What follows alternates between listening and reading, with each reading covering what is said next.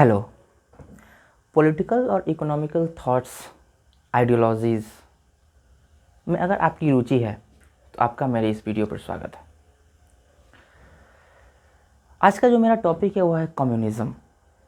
हालांकि यह टॉपिक बहुत सारे कॉम्पिटिटिव एग्जामिनेशंस में भी पूछे जाते हैं, परंतु अगर आप की रुचि एक ऐसे समाज को समझने में है जहाँ आप रहते हैं, और आपकी रुचि पॉलिटिकल और इकोनॉमिकल थॉट्स और आइडियोलॉजीज़ को समझने में है, एक बेहतर अंडरस्टैंडिंग बनाने में है, समाज को एक बेहतर नज़रिए से समझने में है, तो आपके लिए यह वीडियो शायद फ़ायदेमंद हो सकती है। एग्जामिनेशंस पर्सपेक्टिव से किसी भी चीज़ को पढ़ना एक अलग बात है, अपनी अंडरस्टैंडिंग, अपनी समझ को बढ़ाना एक अलग बात है। बहुत सारी आइडियोलॉजीज़ होती है जिसके बारे में आप सुने होंगे, कहीं पढ़े होंगे, जैसे कि सोशलिज़म, इस कॉन्सेप्ट पर हमारा देश चलता है।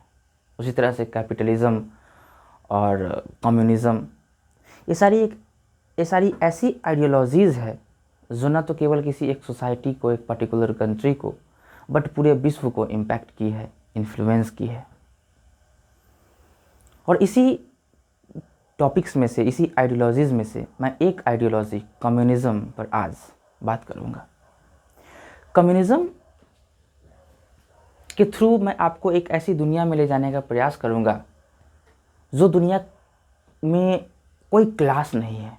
मीन्स कि ऐसी दुनिया जहाँ ना कोई क्लास है, ना डिवीज़न है, ना डिस्क्रिमिनेशन है, जहाँ ना कोई गरीब है, ना अमीर है। Where there is no fight for religion, जहाँ धर्म के नाम पर कोई युद्ध नहीं होता, जहाँ हर एक व्यक्ति एक समान है। मीन्स कि हर एक व्यक्ति बिना भेदभाव किए एक दूसरे के साथ एक जैसा व्यवहार करती है, एक जैसी रहती है। Means equality. एक ऐसा समाज जहाँ ना तो कोई राजा है, ना कोई राज्य है, और ना ही कोई शासक है, जहाँ ना कोई बॉर्डर है, ना बाउंड्री है, ना कंट्री है। मीन्स एक ऐसा स्टेट, एक ऐसा समाज, एक ऐसी सोसाइटी जो स्टेटलेस है, जो क्लासलेस है, जो मनीलेस है। और यही कॉन्सेप्ट, यही आइडियोलॉजी, यही विचारधारा कम्युनिज़्म है। हालांकि कम्युनिज़्म के अपने भी बहुत सारे कैरेक्टरिस्टिक्स हैं, बट जो कम्युनिज़्म को समझना आप चाहते हैं वह कुछ इसी तरह के कॉन्सेप्ट पर बेस्ड है। कम्युनिज़्म मीन्स कि एक पर्टिकुलर सोसाइटी के जो भी सारे रिसोर्सेज है, मीन्स ऑफ प्रोडक्शन, जिस पर कंट्रोल कॉमन लोगों का है, कम्युनिटी का है। कम्युनिज़्म जो शब्द है, कम्युनिज़्म जो वर्ड है, इस कम्युनिज़्म वर्ड को तो हम समझेंगे, लेकिन कई बार हम क्या करते हैं, कम्युनिज़्म के जैसे कुछ वर्ड्स है, जैसे कि कम्युनलिज़म, उससे हम कंफ्यूज हो जाते हैं। कम्युनिज़्म और कम्युनलिज़म जो दो अलग अलग शब्द है, उसमें हम कंफ्यूज हो जाते हैं। कम्युनलिज़म एक विचारधारा ही है, एक आइडियोलॉजी ही है, लेकिन यह कम्युनिज़्म से बिल्कुल डिफरेंट है। कम्युनलिज़म एक ऐसी विचारधारा, एक ऐसी आइडियोलॉजी है जिसमें एक इंडिविजुअल की एक ऐसी प्री कंसीव्ड नोशन होती है, एक ऐसी स्टीरियोटाइप होता है। मीन्स कि वह यह समझता है कि जो दो कम्युनिटी होंगे, कोई भी कम्युनिटी हो सकते हैं, आप उसको कास्ट के बेसिस पर ले सकते हैं, आप उसको रिलीजन के बेसिस पर ले सकते हैं, तो जो दो कम्युनिटी होंगे उनके इंटरेस्ट और उनके नीड्स डिफरेंट होंगे। मीन्स कि अगर कोई हिंदू और कोई मुस्लिम है तो उनके इंटरेस्ट और नीड्स डिफरेंट होंगे, लेकिन ऐसा नहीं होता है। अगर आप एक बंगाली हिंदू और एक बंगाली मुसलमान को देखेंगे, मुस्लिम को देखेंगे, उसमें बहुत सारी चीज़ें एक जैसी होंगी, बहुत सारी समानताएं कॉमन होंगे, उनमें बहुत सारी चीज़ें कॉमन होंगी। लेकिन एट द सेम टाइम अगर एक बंगाली हिंदू और एक पंजाबी हिंदू को देखेंगे तो बहुत सारी चीज़ें डिफरेंट हो सकती है। आप केरल में और कश्मीर के लोगों में बहुत डिफरेंस होगा, क्योंकि डिफरेंस जो होता है वह कल्चर और ज्योग्राफी के बेसिस पर होता है, ना कि कम्युनिटी के बेसिस पर। तो कम्युनलिज्म को एक ब्रॉड सेंस में देखिए तो एक strong attachment to its own religion, to one's own religion, इसको कहा जा सकता है। हालांकि कम्युनलिज्म को इंडिया में ऐसा कंसीडर किया जाता है कि it is an unhealthy attachment to one's own religion. इसका कारण है, इसको अनहेल्दी अटैचमेंट समझने का कारण है भारत में, क्योंकि भारत का जो डिवीज़न 1947 में हुआ वो इसी कारण से हुआ। दो ब्रॉड कम्युनिटी को लगा कि उनके इंटरेस्ट और उनके नीड्स डिफरेंट है, जिसके कारण उन्होंने समझा कि हमें अलग रहनी चाहिए, हमें अपने कम्युनिटी को के बेसिस पर सेपरेशन करनी चाहिए, और जो 1947 का सेपरेशन हुआ। हालांकि कम्युनलिज्म बहुत सेंस में अच्छा हो सकता है, किसी एक पर्टिकुलर कम्युनिटी के इन्हांसमेंट के लिए कम्युनलिज्म अपने पर्टिकुलर कम्युनिटी के लिए सोचना बेहतर हो सकता है। तो communalism in India particular topic को अगर हमें बेहतर समझना है तो कभी इस पर विस्तृत चर्चा अवश्य करेंगे। आज मैं कन्फ्यूज़न के कारण आपको कम्युनिज्म और कम्युनलिज्म में डिफरेंस बताया था। बहरहाल आज हमें समझना है कम्युनिज्म कि कम्युनिज्म क्या है, कम्युनिज्म की क्या आइडियोलॉजी है, कम्युनिज्म के क्या एलिमेंट्स है, इनकी क्या जर्नी रही है। तो कम्युनिज्म को समझने के लिए हमें समझना है कार्ल मार्क्स को, जो जर्मन फिलोसोफर थे, इकोनॉमिस्ट और फिलोसोफर थे, पॉलिटिकल साइंस के थियोरिस्ट थे, जिन्होंने डेवलप किया कम्युनिज्म के थियोरी को। फर्स्ट टाइम इन्होंने ही कम्युनिज्म टर्म, पर्टिकुलरली जो कम्युनिज्म शब्द है, इसको पहली बार कम्युनिस्ट मैनिफेस्टो जो इनकी एक किताब थी उसमें पहली बार इन्होंने इस शब्द कम्युनिज्म को लिखा, बताया। लेकिन यह जो कम्युनिज्म का जो आइडिया है इसको हम ट्रेस कर सकते हैं अपने हिस्ट्री में, 4th सेंचुरी में भी इसको हम ट्रेस कर सकते हैं, बहुत अपने इतिहास के शुरुआती समय में भी इसको ट्रेस किया जा सकता है। तो कम्युनिज्म टर्म शब्द को जरूर कम्युनिस्ट मैनिफेस्टो की किताब में कार्ल मार्क्स ने पहली बार जिक्र किया, लेकिन कम्युनिज्म का आइडिया बहुत पुराना था। प्लेटो जो एक पॉलिटिकल थियरिस्ट थे, पॉलिटिकल फिलोसोफर थे, उन्होंने पहली बार बहुत पहले कम्युनिज्म का आइडिया दे चुके थे। उनके अकॉर्डिंग, प्लेटो के अकॉर्डिंग जो कम्युनिज्म था वह उन्होंने उसको 2 पार्ट में डिवाइड किया। उन्होंने अपनी एक किताब द रिपब्लिक, अपने वर्क द रिपब्लिक में बताया कि कम्युनिज्म 2 तरह का है, कम्युनिज्म ऑफ प्रॉपर्टी और communism of family. According to Plato, he think that कि जो रूलिंग क्लास होती है, जो आर्मी होती है, जो सोल्जर्स होते हैं, उनके कुछ अपने ड्यूटीज़ होते हैं। उनका ड्यूटी होता है कि वह अपने लोगों के लिए उनके दायित्व को पूरा करे, उनकी ज़रूरतों को पूरा करे, और अगर वह ऐसा करना चाहते हैं तो उन्हें कम्युनिज्म ऑफ प्रॉपर्टी और कम्युनिज्म ऑफ फैमिली को एबोलिश करना होगा, ताकि जिसके कारण वह डिस्ट्रैक्ट ना हो सके, वह सेल्फ सीकिंग ना बन सके, वह ग्रीडी ना बन सके, वह करप्ट ना बन सके।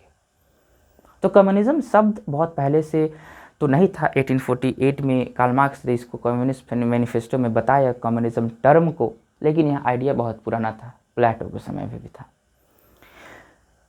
1516 में भी यह कॉन्सेप्ट एक बार यूटोपिया नामक एक किताब जो सर थॉमस मोर ने लिखा था, उन्होंने अपनी किताब यूटोपिया में भी एक ऐसे ही सोसाइटी को बताने का प्रयास किया जो मनीलेस है, जहाँ कोई कंट्री का कॉन्सेप्ट नहीं है। अगर वहाँ लोगों को किसी चीज़ की ज़रूरत है, जैसे कि फूड हो, शेल्टर हो, तो वह मीन्स ऑफ प्रोडक्शन के थ्रू खुद उसका प्रोडक्शन करेंगे और आपस में शेयर करेंगे। तो कम्युनिज्म का आइडिया बहुत पुराना है। अगर आप अर्ली ह्यूमन हिस्ट्री को देखेंगे, जो हमारा ह्यूमन काइंड का जो अर्ली ह्यूमन सेटलमेंट्स था, सोसाइटी था, जो हंटर गैदरर्स थे, उस समय भी कम्युनिज्म के कंसेप्ट को आप ट्रेस कर सकते हैं। जैसे कि उस समय भी कोई स्टेट का कॉन्सेप्ट नहीं था, मनी का कॉन्सेप्ट नहीं था, कोई प्राइवेट ऑनरशिप का कॉन्सेप्ट नहीं था। उस समय भी लोगों के पास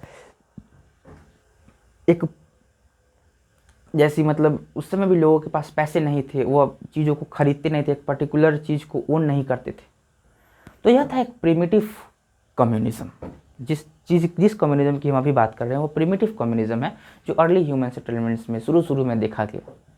लेकिन जिस कंटेम्प्रेरी कम्युनिज्म को आज हम देखते हैं चारों तरफ, मीन्स कि कुछ ऐसे कंट्री है जो ऑफिशियली यह मानती है, यह डिक्लेयर करती है कि वह एक कम्युनिस्ट स्टेट है, जैसे कि क्यूबा हो गया, लाओस हो गया, Vietnam, north Korea, China.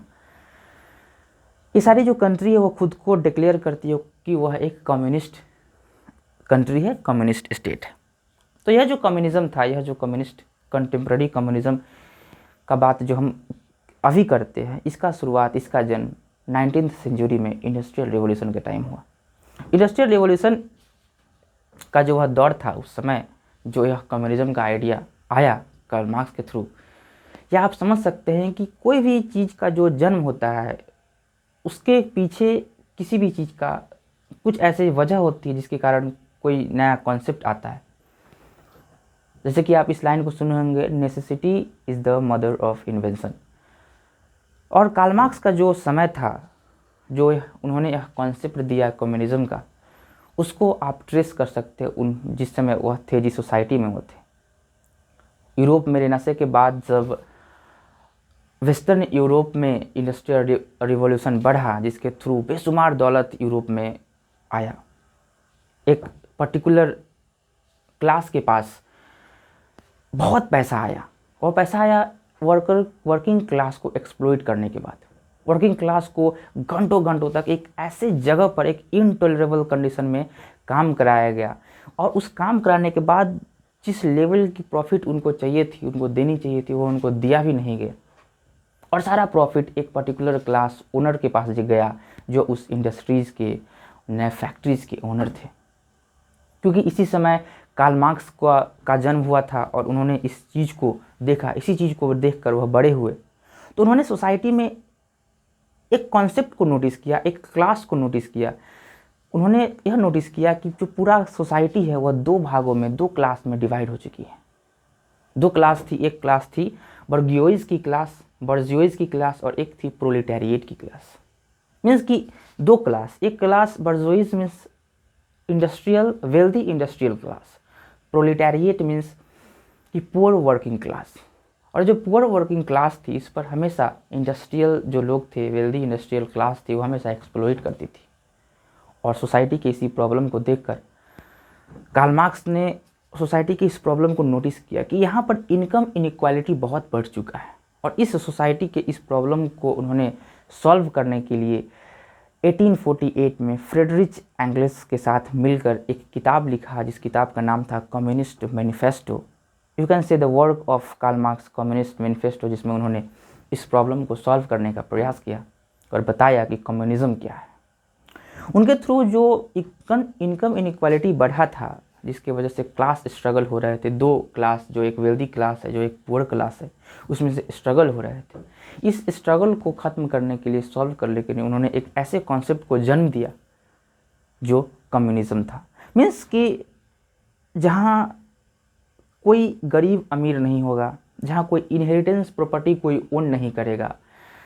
Means कि लोगों का जो भी मीन्स ऑफ प्रोडक्शन है, जो भी रिसोर्स है, उस पर कम्युनिटी, पूरी कम्युनिटी जो होगी वह उसके ओनर होगी, और जिसके थ्रू एक लार्ज स्टेटलेस कम्युनिटी को बनाने की कोशिश किया गया कम्युनिस्ट मैनिफेस्टो में कार्ल मार्क्स के थ्रू।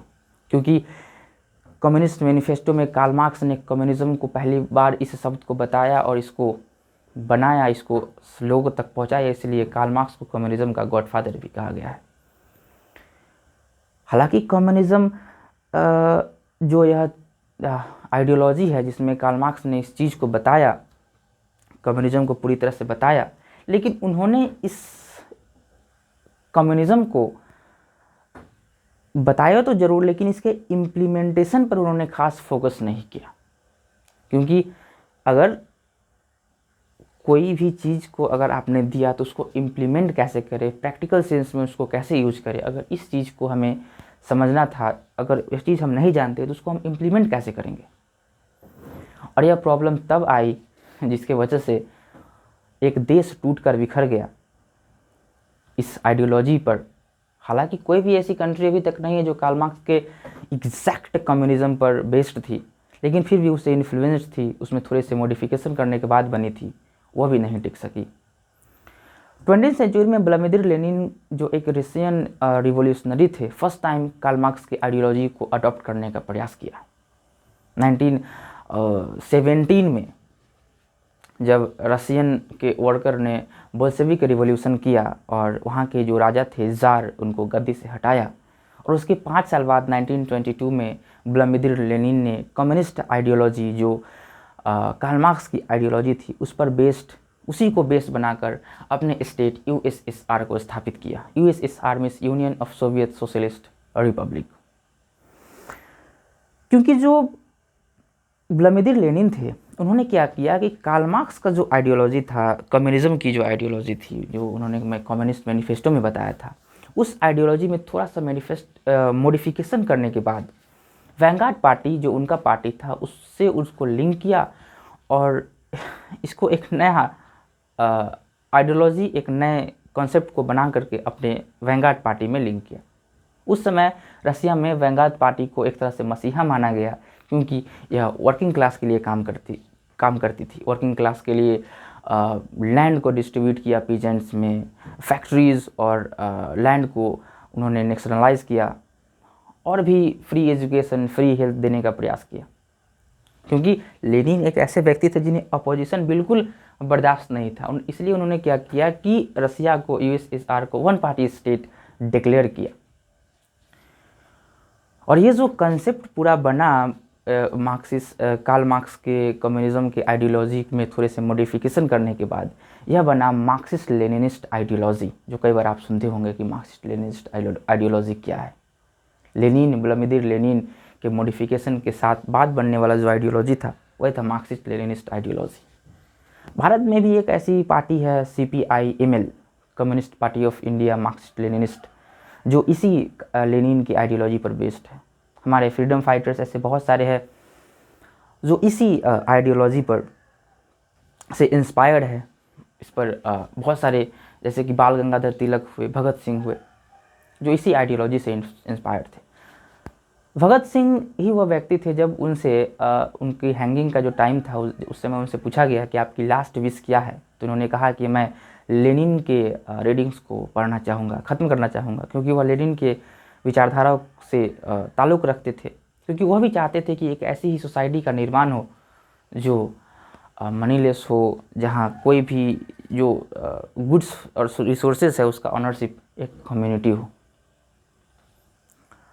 तो 1922 में जब लेनिन ने इस आइडियोलॉजी को अपनाया और उसे अपने से मॉडिफाई करके मार्क्सिस्ट लेनिनिस्ट आइडियोलॉजी बनाया, लेकिन उनकी यह जो कम्युनिज्म का आइडिया था, मार्क्सिस्ट लेनिनिस्ट आइडियोलॉजी थी, वह ज़्यादा समय तक चला नहीं। 1930s तक जोसेफ स्टालिन जोसेफ नामक एक और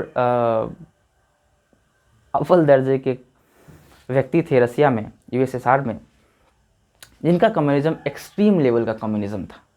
उन्होंने एग्रीकल्चर और इंडस्ट्रियल आउटपुट को बढ़ाने के लिए यूएसएसआर के वर्किंग क्लास को इतना एक्सप्लॉइट किया कि उनकी इस पॉलिसी से रसिया में लाखों लोगों को मार दिया गया। और जोसेफ के जो स्टालिन जोसेफ है, उनके सक्सेसर निकिता क्रुश्चेव शायद उनका नाम था, आगे आने वाले समय में उनके सक्सेसर्स ने क्या किया कि पूरे जो भी रिसोर्स होती है, बैंकिंग हो, एग्रीकल्चर हो, लैंड हो, जो भी रिसोर्सेज होती है, सारे पर अपना कंट्रोल कर लिया। क्योंकि कोई भी कंट्री एक मॉडल पर काम करती है, जैसे कि भारत, इंडिया अपने फ्रीडम के बाद 5 ईयर प्लान पर काम की, 5 ईयर मॉडल के थ्रू काम करती थी। उसी तरह से वहाँ भी इस तरह का एक मॉडल था। और जैसे कि उनका मॉडल था सेंट्रलाइज्ड इकोनॉमिक मॉडल, जिसे हम सोशलिस्ट मॉडल भी कह सकते हैं, उस मॉडल पर काम करती थी। और उसके थ्रू उनके जो सक्सेसर थे जोसेफ स्टालिन के, वह इंडस्ट्रियल और मिलिट्री प्रोडक्शन को बढ़ाने के लिए पूरा फोकस इंडस्ट्रीज़ और मिलिट्री पर किया, जिसके कारण कंज्यूमर गुड्स में शॉर्टेज हुआ। और कंज्यूमर गुड्स में शॉर्टेज होने के कारण करप्शन और ऑपरेशन रसिया में बढ़ गया। 1990s तक सिचुएशन इतना बद से बदतर हो गया कि लोगों की नाराज़गी एक पीक तक पहुंच गई।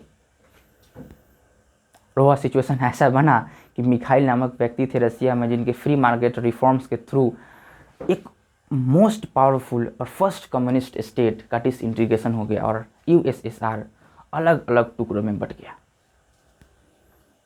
हालांकि यह जो यूएसएसआर की जो यह डिफरेंट जो वहाँ के लीडर्स थे जिन्होंने इस आइडियोलॉजी को अपनाया, वह प्योर फॉर्म में कार्ल मार्क्स की आइडियोलॉजी कम्युनिज्म से वैरी नहीं करती थी। उसमें थोड़ा सा मॉडिफिकेशन ज़रूर था। जैसे कि एक कंट्री का मैंने जिक्र किया, क्यूबा, वहाँ के एक थे लीडर मैं उनका नाम अभी रिकॉल नहीं कर पा रहा हूँ, शायद उन्होंने भी 1959 में फ्रेडरिच करके कोई व्यक्ति थे, उन्होंने क्यूबा को एक कम्युनिस्ट पार्टी डिक्लेयर किया। उन्होंने भी उस स्टेट को वन पार्टी स्टेट डिक्लेयर किया और क्यूबा को भी एक कम्युनिस्ट स्टेट बनाया। हालांकि बहुत सारे चाइनीज़ में भी माओ जो थे उन्होंने इसको कम्युनिस्ट स्टेट बनाने का प्रयास किया, लेकिन कोई भी कंट्री जो थी वो प्योर फॉर्म में कार्ल मार्क्स के कम्युनिज्म से वैरी नहीं करती थी। कार्ल मार्क्स का जो आइडियोलॉजी था उससे प्योर फॉर्म में वैरी नहीं करती थी। तो जो कम्युनिज्म जो कार्ल मार्क्स ने दिया वह जो इम्प्लीमेंट किया गया उससे डिफरेंस था, क्योंकि जो कार्ल मार्क्स ने बताया कि जो मीन्स ऑफ प्रोडक्शन होगा और रिसोर्स होगा उस पर ऑनरशिप होगा हमेशा लोगों का। लेकिन जब इसके इम्प्लीमेंटेशन में कार्ल मार्क्स की इस आइडियोलॉजी को बेस बनाकर इम्प्लीमेंट किया गया तो मीन्स ऑफ प्रोडक्शन गवर्नमेंट के हाथ में चला गया, एक वन पार्टी एक पर्टिकुलर पार्टी के हैंड में चला गया और वह पार्टी एक्सप्लॉइट करने लगी। तो जो कम्युनिज्म प्योर फॉर्म में कार्ल मार्क्स का दिया गया था वह इम्प्लीमेंटेशन के जैसा था नहीं। तो शायद आप इस चीज़ को डिफ्रेंशिएट कर पा रहे होंगे कि प्रैक्टिकल सेंस में ये फॉर्म कितना बदला। हालांकि ऐसी बहुत सारी आइडियोलॉजीज़ है कैपिटलिज्म, सोशलिज्म जो ज़्यादा सक्सेसफुल रही और कम्युनिज्म उतना सक्सेसफुल नहीं रहा। और कैपिटलिज्म और सोशलिज्म, कैपिटलिज्म जो आइडियोलॉजी है वह क्यों कम्युनिज्म को बीट कर पाई, वह ज़्यादा बेहतर साबित क्यों हुई, इस चीज़ को भी हमें ज़रूर समझना चाहिए। लेकिन शायद आज के इस मेरे वीडियो में आप कम्युनिज्म को समझ पाए होंगे कि कम्युनिज्म क्या है, कार्ल मार्क्स की आइडियोलॉजी क्या है, कार्ल मार्क्स की फिलॉसफी क्या है। इस तरह की और वीडियो के लिए हमारे चैनल से जुड़े रहें और आपको इस तरह से के आइडियोलॉजीज़ और पॉलिटिकल इकोनॉमिकल थॉट्स को समझने में सुनने में अच्छा लगता है तो हमारे चैनल को और इस वीडियो को उस लोगों तक पहुंचाएं जिन्हें इस तरह के आइडियोलॉजीज़ में और इस तरह के सब्जेक्ट्स टॉपिक्स में रुचि है। अगले वीडियो में ज़रूर मिलिए, हम यह समझने का प्रयास करेंगे कि कम्युनिज्म क्यों फेल हुआ और ऐसे ही बहुत सारे और आइडियोलॉजीज़ को। Thank you.